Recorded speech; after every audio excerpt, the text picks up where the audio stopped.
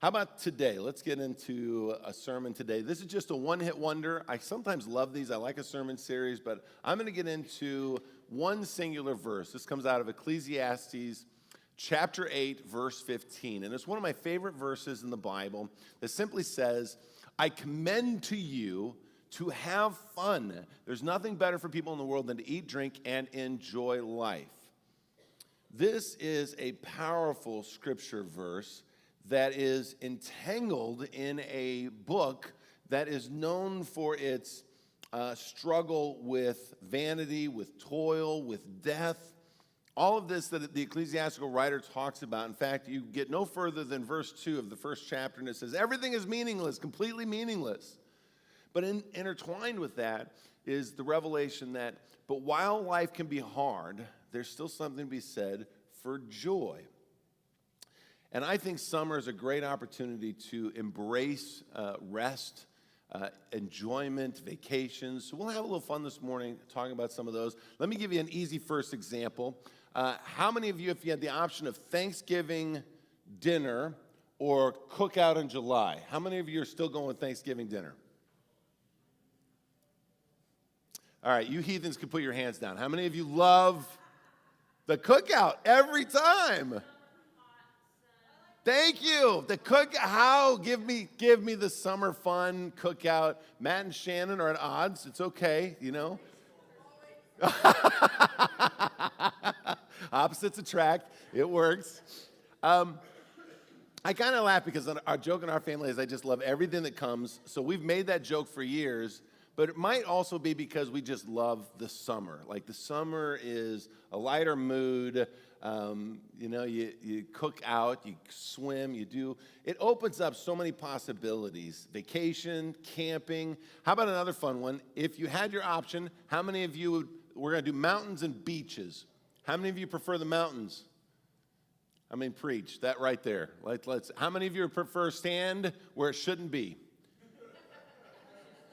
I mean, I don't get it, Michelle. I have no idea why there's no shade. Give me the lake. But to go to the beach, to the ocean is like, let's go under a microscope of hot sun and no shade. And they're like, but you get an umbrella. You get an umbrella. And I'm like, you do not, the sun moves. The umbrella is like a little patch. You got to try to keep moving your seats to stay under.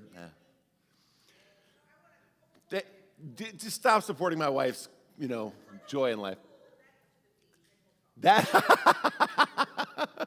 The resort areas where you have the pool next to the beach is Mindy's favorite. Okay, so here's what I thought would be fun. I thought we'd talk a little bit about fun in the sun and just enjoying life. We'll kind of challenge some what we as Christians struggle with, that we're not sure we're allowed to have fun because it is often associated with sinful behavior, but that's not, you can't let the parasite that is attached to what is good consume what is good. God intended us to enjoy life. So we'll highlight some of that. Now, here's where I want to start. I went ahead and put Ecclesiastes 8:15 in ChatGPT. You guys know I'm having so much fun with this. This is hilarious and so wrong on so many levels. But I'm going to share with you a first picture. I put this verse and I said, give me an image of Ecclesiastes 8:15. Because I think God's intent is for all of us to be the most attractive, healthy people ever on the face of the earth.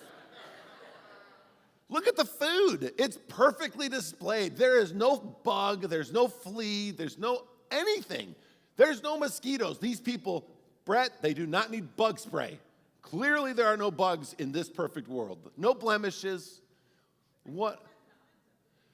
I said the same thing. I'm like, are they twins? Who knows? This is what AI generated. It's delightful. But this is... it's the guy in his harem. This is clearly, it's wrong, isn't it? So wrong, right? So wrong. And I could even go into the race space for this. They're all perfectly golden. We don't have any... We're getting to the place where we're like, we got to be so diversified unless you do this picture and everybody's the equal tan across the board, right? This is what I think it is. This is my Ecclesiastes 8:15. I get up at 6:30, 7 in the morning, and Bentley, by the way, is the one bent over. He is the one that's 10 years old. He helped me fish with all of them. Now, I should span out because behind Brady is Silas with his dart gun, right, Silas? He was going to shoot the fish. Sadie is on the other side. Sadie and Bentley could bait their own hooks. They were wonderful. They wanted to help out, but then there's like Remy, and Remy is like, I don't touch anything gross at all. And then the best part about this picture, you can tell, I didn't even mess around with, like, there's no staging this. They all came down in their pajamas. Like, we're just fishing. We're fishing at 7:30 in the morning at Sportsman's, and I had the time of my life. We had a blast. I stuck my fingers 10 times. I had 2 casting people stab me with their hook. Sadie's got a mark right here from me. She's just, it's my fault. I stood right behind her when she was casting, trying to put a worm on another hook. These are the summer memories we make, isn't it? It's truly a blessing. So let me give you 4 things I want us to take away of this morning to finish summer strong. And if some of these you have some ideas that I give you haven't taken advantage of, I'd encourage you to do so in these remaining weeks. I asked them at the back, what is your favorite part about summer? And the first thing Jenna said is no school. And I love it too, Jenna. But it's coming back. I know. It's like you got 3 weeks left. Everybody feels that way, even though summer's all the way through, till September 21st. We feel like you get past 4th of July and it's coming to an end. So I'm going to encourage you to make the most of this sermon series in the next few weeks. First of all, joy is commended by God. I know that sounds simple enough, but I want to revisit that Ecclesiastes is a book that is often seen in a darker light, that he challenges vanity. What is it worth? The toil that the work that God has placed upon man, what is it good of it? Ultimately, that it ends in death. But in this passage, the author continues to sprinkle in, but if all these bad things happen, you choose how you respond to it. If life is hard, you still have the option to find joy in it, despite the challenges that you face. The author is commending joy as a divine response to the toil, not a this or this, but in spite of this, you still have a perspective on life that gives you joy. I kind of teased about going camping. I love doing it, but I get a little sarcastic. I don't know if your spiritual gift is sarcasm like mine. I love being sarcastic with the children. I am terrible about it, but I reminded them often. I go, Papa, I would like to fish, but I don't seem to fish. I just get caught by the hook. I don't get to put one in the water. It's fine. Let me put another worm on your hook so you can dip it in the water, feed the fish, and bring out the empty hook, no fish, right? How did I get set up with this? But I told Kim and Tara after the fact, I said, it really was. It was so much fun. That despite some of these sort of not fun moments, hope you don't lose a kid in the water, I got stuck with a hook, we just had so much fun. And a perspective that goes into life about homecoming and doing the soda stand and the getting ice and getting the soda and trying to keep it cool and the hot during the parade. I told Trevor, I bought the building on the wrong side of the street for one day a year. I'm looking over and Trevor's just, he's so nice in the shade and it's just delightful on their side of the street. But on my side of the street, it was a baking sun. Like, and you can't get an awning to fit because the sun's just perfectly coming down. And, we still laughed and had fun that weekend. Maybe you've had events you planned for and you had some rain, and you can ask yourself, do we just get upset about it, or do we just pivot and still make the most of our time or our vacation?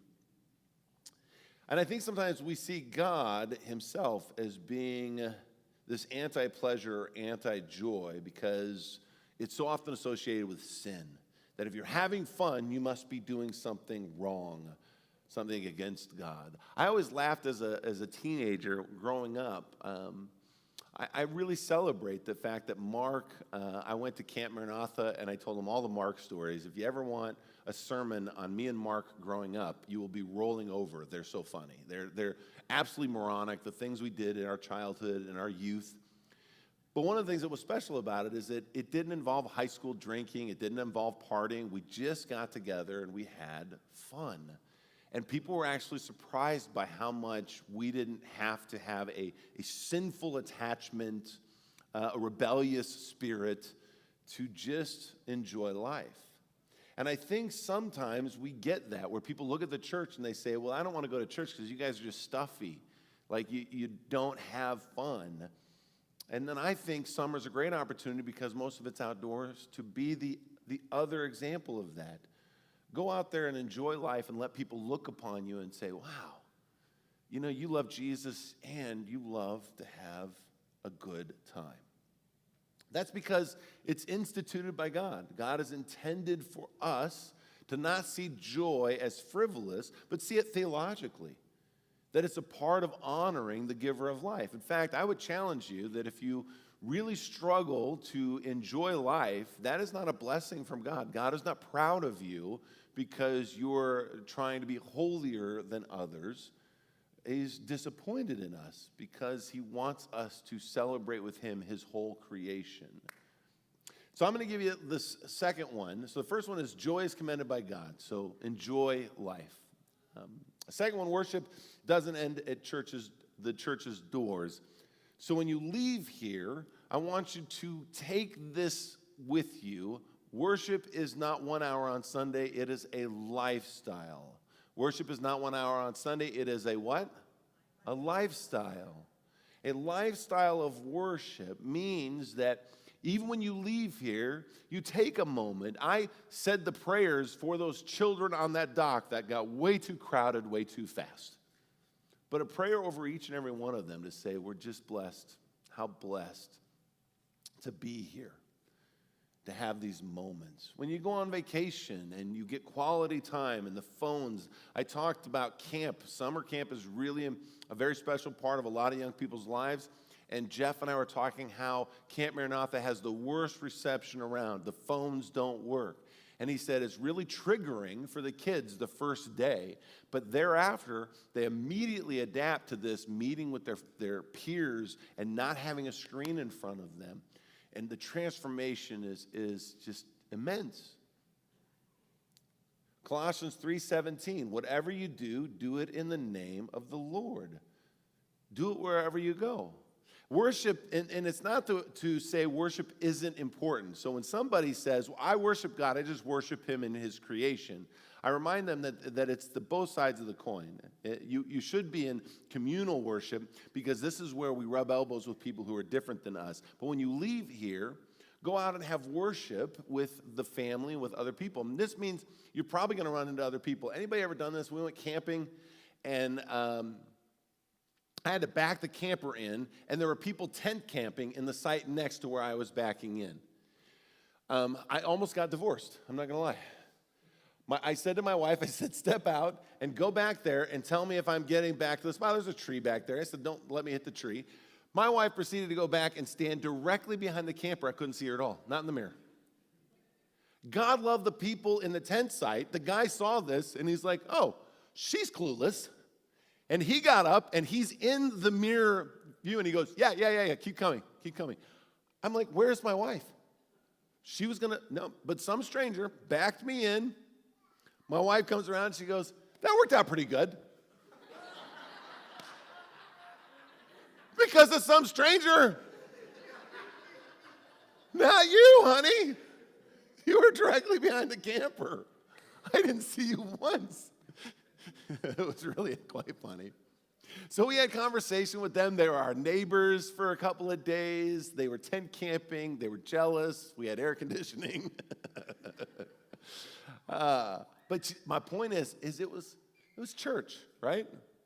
Like there's a moment where you meet people who aren't the same as you, who are outside of your tribe, and you share some stories, you have an affinity, you find some mutual respect, you talk about it a little bit.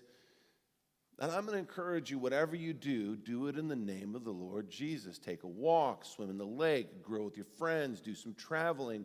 Every one of these can be an act of worship. if it is received with gratitude and humility. And of course, the juxtaposition is beware the trap, thinking that what happens in the world is always bad and only church is good. That dualism isn't biblical. When you leave here, as St. Irenaeus once said, be fully alive. The glory of God is you fully alive. How special is that? That God is glorified when we worship him beyond these walls. How about number 3? Joy is the antidote to cynicism and legalism. How challenging is this for us as Christians? That we just get stuck in either feeling sorry for ourselves, getting moody. Anybody know somebody who's moody? Things didn't go your way. Somebody hurt your feelings. I will offer to you this morning, you would look at it and say, God, fix that, and I will enjoy life again. And God says in Ecclesiastes, there is the toil, the struggle, the despair, and yet still the midst of that is the joy. They coexist. And if you really want to overcome that cynicism about life, that depravity, that somebody has taken something from you, a legalism as a response to say, well, if they're enjoying life, I'm just going to be better than. My daughter was 4. Her cousin is the same age, both of them being 4 years old. Anybody have people in your family that raise their kids differently? We're free-range parents. We're like, just don't die. Let's just go out there and have fun, right? But my sister-in-law had a system. And that system had certain times you got a snack and certain times what that snack was. And if you wanted a snack with sugar, no sugar allowed. You can have a cheese stick. Now, I'm not going to lie, I like cheese sticks. That's okay with me, too. But my daughter got a ring pop, and she was so excited about this ring pop. And Trinity looks at my daughter with a ring pop, and she wants a ring pop, and her mom says that has sugar in it. You can't have a ring pop because that's just bad. And she goes, you can't have a ring pop either, to Becca. You broke the law. Well, she's a 4-year-old. Breaking the law meant you're not following my mom's rules. My mom's rules are obviously the only rules people should live by. How do you live by different rules? And Becca's just enjoying that ring pop, staring at her cousin. Woo. I go, honey, don't rub it in, don't rub it in. Well, what was 4-year-old Trinity expressing? I feel like I'm missing out. We feel like the world around us is so fun, even in its sinful tendencies, and yet we should regard the fact that it can have boundaries, and within those boundaries be incredibly fun. I joke about this with kids now who struggle with missing out, and I go, boundaries make things more fun. It's okay. When they play games and they want to make up the rules and nobody understands the rules and nobody plays the right way, I go, just stay within the framework of this game or its activity and you'll enjoy it. You don't have to go outside of the boundaries to have more fun. But as Christians, we can't have the FOMO, the fear of missing out. Why are they getting to do stuff that I don't get to do? So the antidote isn't despair and hyper-religious withdrawal, right? I just won't look upon people who look like they're having fun and feel like I'm missing out, and then my response to them is just to judge them.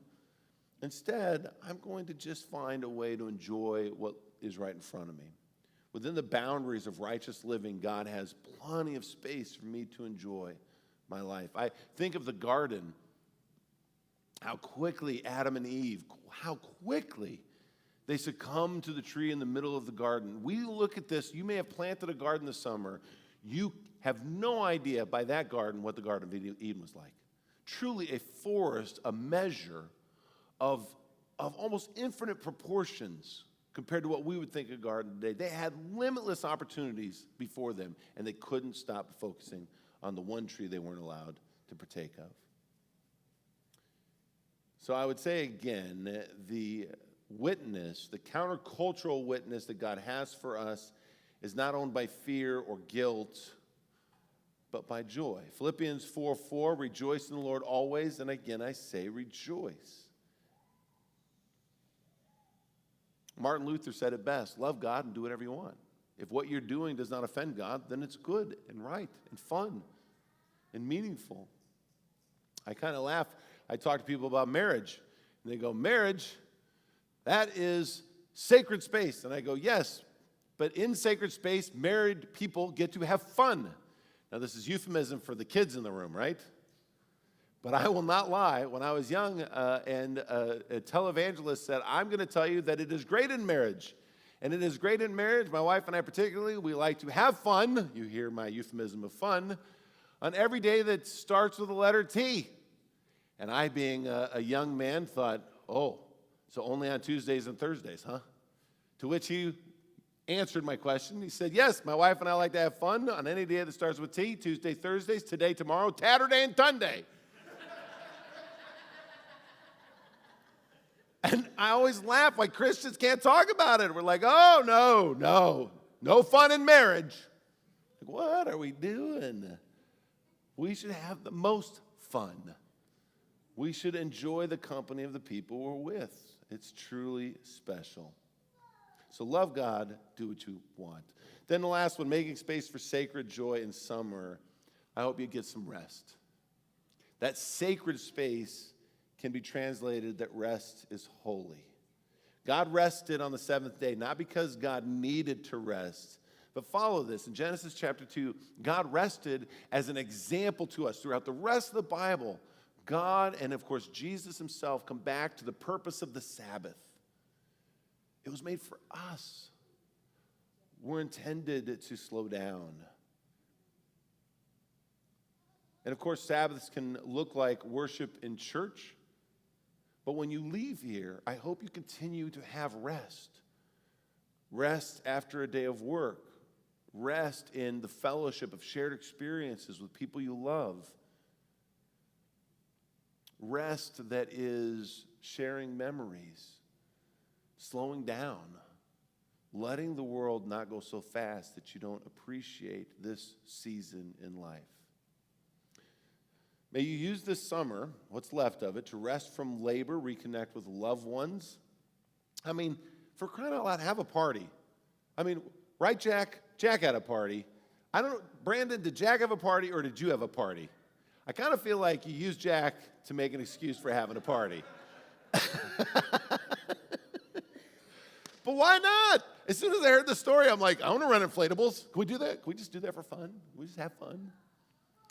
Do something fun, have a party, enjoy people coming over. We joked in the back. We talked about having a picnic, and do kids know what picnics are these days?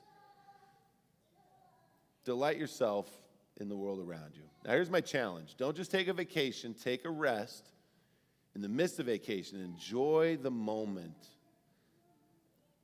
A slower reflection on the blessings God has all around you. Look up Psalm 24:1. The earth is the Lord's and all that is in it. Take it all in.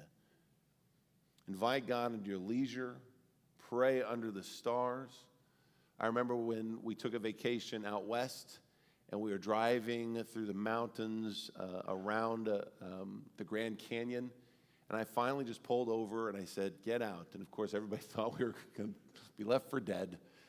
And it was me telling everybody to lay down on the ground and look up. And there were no lights, no artificial lights. We saw the massive universe just laying down, staring up out in the middle of nowhere. In fact, it still gives me goosebumps to think that I felt like they would want to hurry up and move on. And I didn't know how long the moment would last. And we were there. Nobody was in a hurry to get up. Oh, saw it, let's go. Truly letting our eyes adjust to the beauty of the midnight sky. Laugh with your kids, bless your meals, and worship God with your whole life. Both this sacred space and when you leave here too.